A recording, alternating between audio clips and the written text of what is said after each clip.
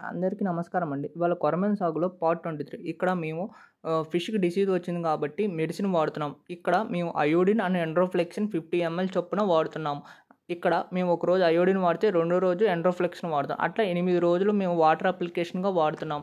ఇక్కడ water application మేము tank నింపిన తర్వాత మేము ఈ మెడిసిన్ వాడుతున్నాము. ఇక్కడ 50 ఎంఎల్ 10 లీటర్స్ బకెట్లో కలుపుకొని దాన్ని స్ప్రింకిల్గా ట్యాంక్లో జల్లుతున్నాము. ఇది పూర్తిగా వాటర్ ఫిల్ అయిన తర్వాతే జల్లుతున్నాము. ఈ విధంగా మేము అయోడిన్ అండ్ ఎండ్రోఫ్లెక్సిన్ వాడుతున్నాం. ఇది రోజు మార్చి రోజు వాడుతున్నాం.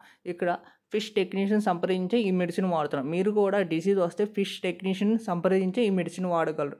Thank you for giving the support. మేము రైతు సోదరులకి ఫిషీ ఫార్మర్స్ ప్రైవేట్ లిమిటెడ్లో మురెల్ కల్చర్ గురించి ప్రతిరోజు ఈ వీడియోస్ ద్వారా మేము ముందుకు వస్తున్నాం.